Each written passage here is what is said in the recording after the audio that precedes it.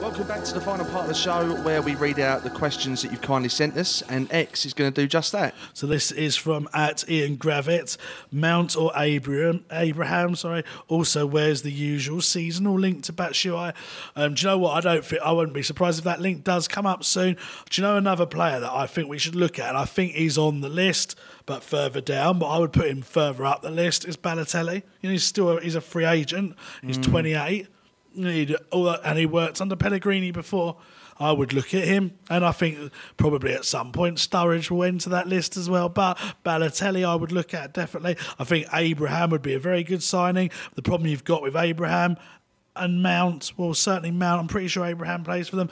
Plays for Chelsea, doesn't he? Yeah. So they've got a transfer ban, so they're not going to be able to sell.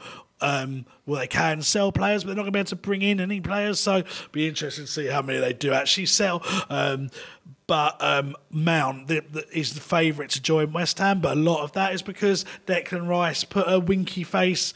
Sounds a bit dodgy, doesn't it? But a winky face on her Instagram with his arm around Mount, saying be on the pitch together soon, bruv, or something along those lines. And everyone was like, oh, he's going to be joining West Ham, but he actually meant for England, I think. I think we would be interested probably, but whether we would get him, I don't know. But there's no offer certainly has been made for any of those three. Yeah, I mean, going back to Balotelli, I don't know if his ego's too big for West Ham. That would be my concern. You know, if it's like a Di Canio. Yeah, I know, but I can't help but think that Di Canio was different. I mean, Balotelli, he's a difficult one because he could come and be a cult hero, for example, but you know, he's on a free transfer. He still ain't been picked up, which is a bit of a concern. I don't know why. I mean, there must be clubs knowing that he was coming to an end of a contract. Yeah. So that's always a bit of a concern. And Sturridge, I mean, you know, I'm sick and tired of signing Crocs, to be quite honest with you. Wilshere was the latest one. I don't know how much we'll see of him next season. He's been working. Have you seen his Instagram? I know. It talks a good game, but it's how much time he spends on the pitch that I'm concerned with. Yeah. You know, I mean, we can all say that we're working hard and you know, get our best moments on video, but how much time is he actually going to give to West Ham next season? Time will tell, and hopefully it's a decent amount because he's a good player on his day. But, you know, I really want to avoid that type of player, and I also want to avoid not just that type of player, but players approaching or over 30 years old. You know, I like the idea of signing youth, young, hungry players that want to play in the Premier League and ideally want to play for West Ham. And in recent years, I don't think we've had enough of those players. So that's where I'll be putting my focus. And some of those names you mentioned don't tick that box for me. Yeah, it's interesting as well with the other Gomez. He still hasn't got a club yet. So it'll be interesting to see what happens with him because he fits the mold you're talking about. So, yeah, he still has. I think it'd be unlikely he'll join us because other top clubs are interested in him. But I think, you know, if he hasn't got a club towards the end of the window, could be interesting to see what happens there. But at Ian Tricheri, welcome back from your holes, chaps. What do you think Pellegrini will change next season to improve consistency and instill a winning mentality? Well, this was one of the only concerns that I started to have over Pellegrini, and I don't know if it's justified or not. Because when the players were inconsistent, it mainly looked like they wasn't motivated. Rather than not being good enough, it looked like it was motivational issues for me, and that falls on the manager's lap. So that's a concern for me. And if he couldn't sort it out last season, you could argue that he didn't because there were many games like that we were talking about with frustration. I don't know how he's going to do it next season. I don't know if it's a personnel thing. Maybe there was too many players in the squad that had the wrong attitude and we're starting to change that now. But yeah, I just think get the right players, know your best 11, that's really important. And just, whether it's yourself or with coaches or getting the right players in, just have that constant hunger, desire and motivation to go out there every single week and give 110%, because if we do that, we can beat anyone. We proved it. Yeah. I think also it's to do with the players as well. I mean, if he can pick up a couple of players that have a winning mentality, that helps to change the squad too. You know, there's not many players in that squad. I mean, I guess the problem with West Ham, we're not going to be able to sign that many, but even winners in other countries, you know, you look at what Ogbonna played for Juventus, Zabaleta's obviously won things at Manchester City, Fabianski probably had a little bit of maybe cup success with Arsenal, but there's not many players that you can look through that's got actually won anything.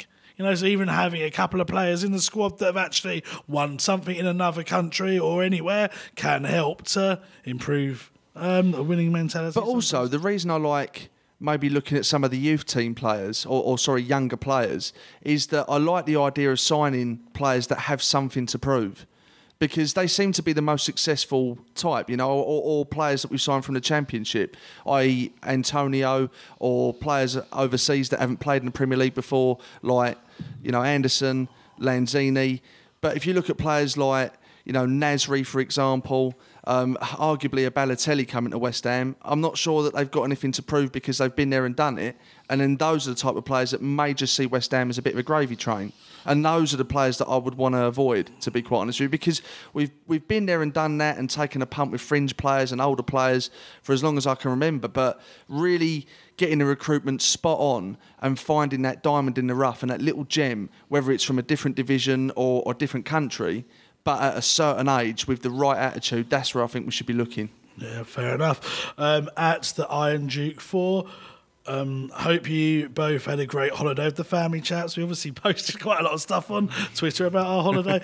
Interested to know your thoughts on Yarmolenko next season. How good will he be based on a big salary and promising start to last season pre-injury? Definite starter, do you think? Well, I think it's like a brand new signing. And I don't just mean that because he's coming back. I mean that because I don't know what to expect from him. Because he started slowly. And then he had that game against Everton away where he was superb. And, at the time we signed him, that was quite a lot of money for West Ham. So I don't really know what to expect from him. I mean, I know that he'll be desperate to come back after such a long time out. And I can only hope that he puts it in. And this is another point that I want to make, with all the frustration that we're seeing on social media with players that we should or shouldn't be signing. Lanzini's just come back and Yarmolenko's coming back. So straight away, you've got competition pretty much in every area of that final third. If Philippe Anderson gets injured or suspended, I would like to see Masuaku have a go left wing because I think he can be damaging going forward. With Lanzini, if Jack Wilshere's fit, possibly even he could fit into the number 10 role. If you look at the right side of the pitch, you've got Antonio and Yarmolenko now. So, from a squad perspective, it's not a disaster, but Yarmolenko is obviously one of those names and we'll have to see what happens. We also don't know what the long-term effects are physically or psychologically on that injury that he's got. Because if you're out of the game for a long time, it can take quite a long time to get back into competitive football at this level, Yeah, well, that's what I was going to say, I think. And I think he may have had this injury before as well, Achilles tendon, I think. So the fact he's had it twice is a bit worrying because that does affect your, it's your knee, your ankle, isn't it? So it's going to be difficult to come back 100% from that. And also his age isn't on his side from memory. He must be approaching 30 now as well. So he's really got to deliver next year. Otherwise, it would go down as a bit of a disappointment, which is not his fault because he got injured. But it's like another classic West Ham signing, really, isn't it? Oh, yeah, 100%. At Mike_Bryant 91, I do find myself frustrated with the amount of negativity and overreactions whenever anyone who isn't deemed world class is linked with us, and then the inevitable bickering that happens as a result. It drives me mad. Honestly, it drains the excitement from me at a time when historically throughout my entire life was one of my favourite parts of being a football fan, not just a West Ham fan, but a football fan, is seeing who you're linked with, who you are or not going to get, seeing him in the shirt, the speculation. That adds to the excitement of it. But when you're on social media every day, as we all are, we're all checking our phones pretty much all day, every day, sadly, you can't help but breathe it in, and it's toxic. It really is. And not everyone's like that, but there are large portions of West Ham fans that just want to moan at every fucking thing we do, and it just drives me mad, to be honest with you. It's a shame. Yeah, I agree with you. Everything you've said, to the point where I've been contemplating just coming off Twitter again. I've done it before. Took a week, 2 weeks off just to kind of have a break from it because you can't help but be influenced by... your mindset is influenced by those that you're around. So if someone's always being negative to you or saying negative things, you can't help but feel negative yourself. And it's not a good place to be in. So I've contemplated it as well. Also, just because it does dominate your life a little bit, certainly when you do what I do. So it's just good for well-being. But I do believe if the fan base wasn't so negative, I wouldn't be so tempted. I think we've got a real issue with negativity. I don't know what it's like with other clubs because I don't support other clubs, but everything that's ever mentioned seems to be something wrong with it. I mean, don't get me wrong. Everyone's entitled to their opinion. I'm not saying that they're not. You know, if someone's not excited by a signing, they're within their rights to say that, and that's what football's about. It's about opinions. I, for one, was disappointed when we signed Fabianski. You know, and I think I even said it on the podcast. I don't know why we spent $7 million on Fabianski, and I pretty much left it there. But it's the people that take it and twist it, and they don't just leave it at that. They then go deeper into it. Oh, you know, it's the ball. They're fucking next level. They're scrimping. They're saving. You know, it's typical West Ham. We're never going to be anything, and it goes on and on. It spirals out of control, and that's when it gets me. You know, when people talk like it's the end of the world because we've signed a player that they probably didn't know 2 weeks ago. Do you know what I mean? And also, on the flip side, what's incredible is if UX was to say, right, we're on the verge of signing a player called Billy Bollocks, right? And then you give a little write-up on him, big him up a little bit, say he's going to sign for 80 grand a week, and then in a week's time you say the deal's fallen through, everyone will be livid that we didn't sign Billy Bollocks. But they don't even know who Billy Bollocks is because it doesn't exist. So I think sometimes people have a bit of an agenda and just like to moan. Because whether they're set in their ways or whether that's just what they like to do with their life, I don't know. But that's the stuff that I find really toxic. I agree with you. To be honest with you, I can't really add much more because I think I've covered it too. But I do think people are way too reactional in a transfer window as well. Just wait till the person's actually signed for the club, I think, and then cast how bad or good or whatever it is. You know, I know that's difficult because you've got all that news coming out there all the time about who you're linked with and so on. Obviously, I'm one of the people that puts that news out there. But if it affects you that much, I would just switch off from it and just wait till it's actually confirmed. You know, the amount of clubs that approach players and don't get their first choices, I'd be very surprised if there's any club this window that will get every player they move for. So, you know, I guess you just have to sort of trust the process, really. Ngugi,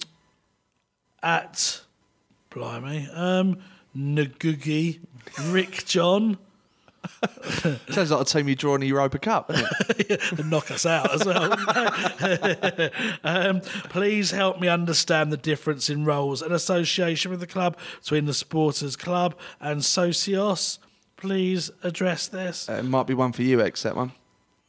Well, they're kind of completely different. The supporters club is I'm guessing when he says supporters club, he means like the supporters board, the advisory board. Yeah. They're like a supposedly elected group of people that advise the club on issues that the club want to discuss, and they have regular meetings, and they're meant to give the fans a kind of unofficial voice, but it's very, very controlled by the club, I think, even though it's meant to be independent. Socios is the company that we spoke about when they announced the deal. Now, this is all to do with I've forgotten the name of it now, but it's like electronic kind of currency, and it basically what you do is you invest money into them and you buy tokens to have a say on club issues. So if you spend more money, you get a bigger say. Now, we slated it on the show when it came out initially, and then they contacted me and they wanted to appear on the show to I guess put some of our accusations to bed, and then I never heard anything from them, so they obviously don't care that much, because I emailed them back and they never replied. I emailed twice actually, but they were saying there's a cap, so you can only have, say, the top amount is only like £1,000 or something, so yes, you do have to, only like £1,000 to give your fucking opinions on West Ham. No, listen, I'm getting there. So it's not like it's like 10 million or something, you know, so quite a few wealthy people can afford to pay £1,000 if they wanted to. I'm not saying your average Joe, I couldn't afford to do that, but if you're a wealthy person and you want to have your say, you can't. Like, so for example, what I'm trying to say is if you're a multi-millionaire, you couldn't just buy £1 million worth of tokens and therefore make every West Ham decision pretty much because you've got the most amount of tokens. There is a cap. It is a high cap, but there is a cap. It also, the club apparently are going to give out tokens for like special things. So if you win things on the... If you win things on the pitch, for example, or you win competitions, or you win, I don't know, like you buy a kit or something, you can get tokens that way. But essentially, yes, it is the more money you have, the more say, and the fans are basically paying to have an opinion, which does give them more of a voice, perhaps, than they had previously. But ultimately, at a price. At a price, it's a money-making scheme for both Socios as a company, because why else would they be doing it? And West Ham, because why don't West Ham just put a free poll out there? You know, why don't you just let all fans vote on it, or let season ticket holders, or let junior hammers, or your selective market, or, you know, female West Ham fans, depending whatever you want to kind of ask or whatever you're trying to research on. West Ham could easily do it themselves. They don't need to bring in this company. So it's obviously the ultimate goal, or the ultimate motive, is money. But you could argue that Socios do give common rich fan a say in the club. So is it a good that ultimately I think most people are negative, sorry to say it, but I think they are. And if Socios want to come on and try and defend themselves, we're open to all ears and voices, so come on and reply to my emails. Well, unless I'm missing something, it's not for me. No, I don't think it's for many people, but we shall see.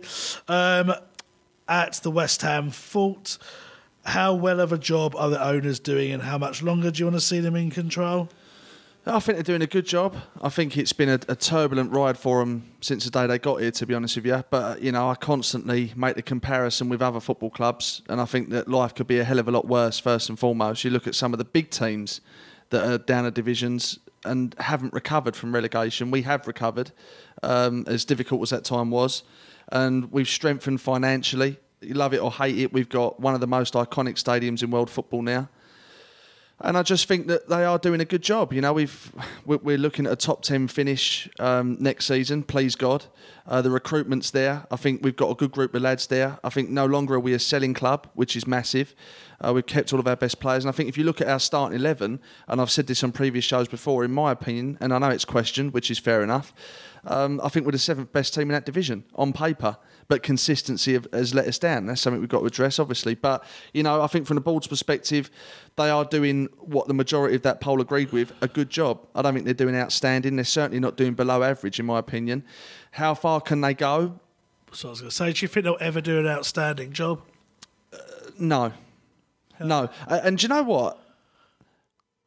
There was an interview done again, I think, by Hammers Chat as part of that 24-hour stream that focused on the FFP discussion. Yeah, that's good. Right, so I haven't seen it. And I said to Gio when I was chatting to him about it, I think I even had the chat on the chat at the time, and I said it's been, you know, explained to me 4 or 5 different times, and I still don't get it. And I think he got it from speaking to this guy, and I then asked him the question, so now knowing what you know, how much would you expect the board to invest every season? And he said around 50 million. Yeah.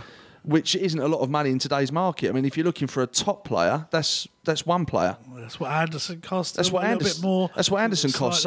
So, you know, because this current board is in place and the FFP restrictions seem to lead us to the expectation of around £50 million a year, that's the reason why they can only take us so far. And I think so far, my definition of so far is probably mounting a serious contention for 6th place. If we're looking at Champions League football, then I think we need to sell out to one of the big boys, you know? Yeah, I don't think we'll ever get Champions League football under this board. Let's just accept that now. I just can't see, you know, there was that one freak season when Leicester won the league and, you know, we had Bilic and we got close, but I just can't see it happening again.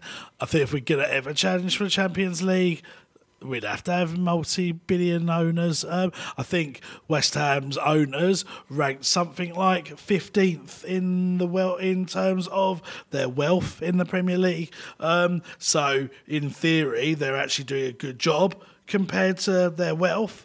But you know, 15th. Is what they could realistically bring in terms of finances. You know, you look at in terms of our Umbro deal. This is something I forgot to mention in terms of our Umbro deal. We signed a new deal with Umbro which is about 4 to 6 million a season, depending on kit sales. And our Betway sponsor is 10 million a year for 6 years. So we get 60 million over 6 years. That puts us 7th in terms of sponsorship deals, apparently. So I think that is realistically where the club is. We are at best a 7th place club. Yeah, well, looking at it simply, with the exception of Tottenham, dare I say it, through gritted teeth, because they are a freak of nature in relation to what I'm about to say now, you need money to break into that top 4. You know, if you look at Man City, if you look at Chelsea, if you look at Man United, you look at Liverpool, they've all got big money to spend, and they do spend big money. Tottenham haven't, and I think it's a testament to their manager personally, but I'm not going to give them too much airtime. Well, yeah, but they haven't spent massive money, have they? If you look at their net spend over, the last 5 to 10 years, I don't think it compares with the teams that they're around for Champions League contention, unless I'm massively wrong.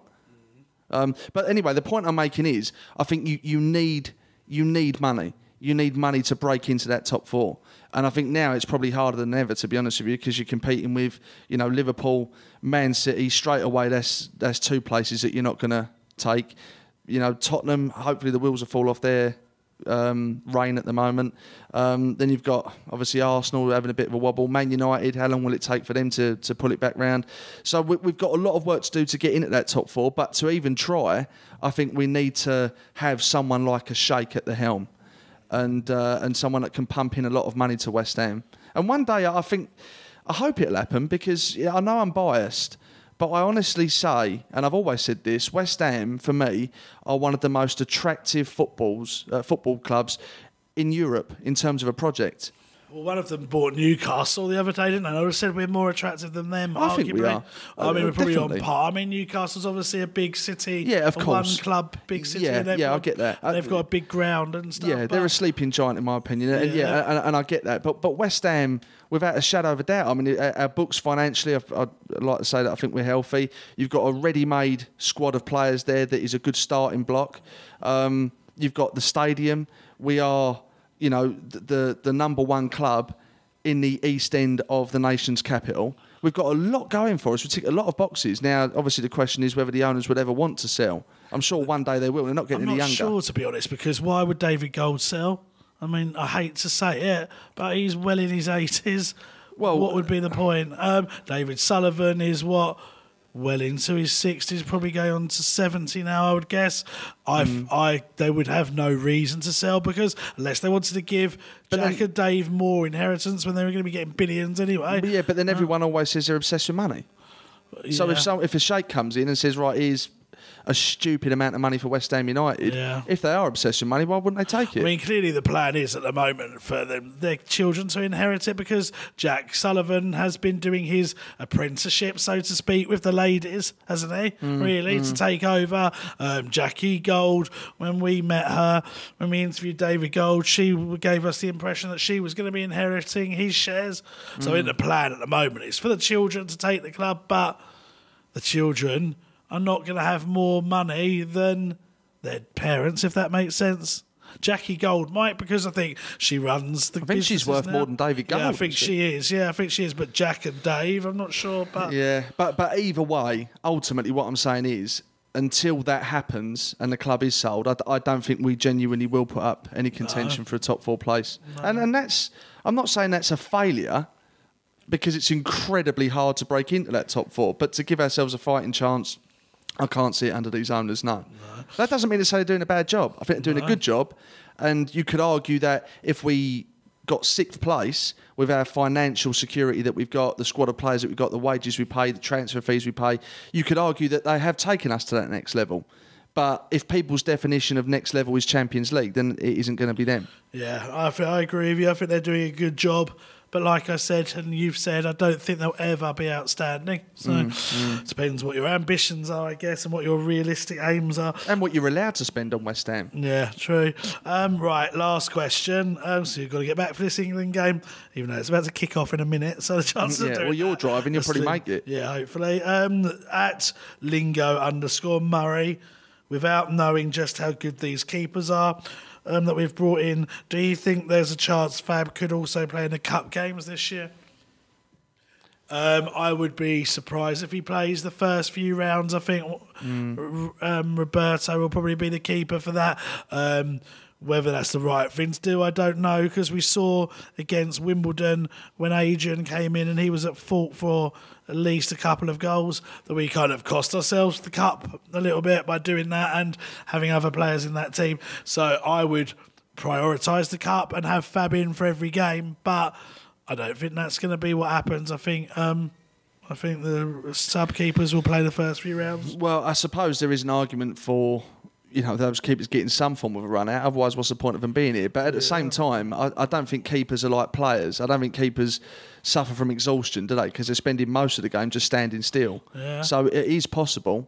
And yeah, I mean, look, I'm not being funny. If we get drawn against Accrington away in the or Accrington at home, should we say, in the FA Cup, we need to put out a team that wins. Not necessarily our best team, but a team that wins.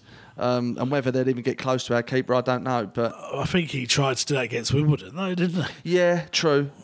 And that was a banana skin that, well, I wasn't expecting, that's for sure. No. But then again, in hindsight, looking back, I don't think everyone was jumping up and down saying it's an absolute disgrace that we put out the team we did before the game. No. So, it's crystal ball stuff, isn't it? I mean, I know when we did our poll, we chose the Cardiff game, and I deliberately didn't put Wimbledon in there because I think everyone would have voted for that. But that would have clearly won it. It was awful, that game. Even the ground, the fact they oversold our allocation. Yeah. I'm sure Fats had to sit on your shoulders the whole game. They didn't actually bloody see anything. It just really wasn't good, was it? Horrendous. So there we go. Let's get going. Come on, England. Come on, England, and come on, Declan as well. Best of luck to him tonight as well. So that is the end of the show. As always, thanks to everyone for listening and giving us your questions. Look after yourselves, and until next week, come on, you irons.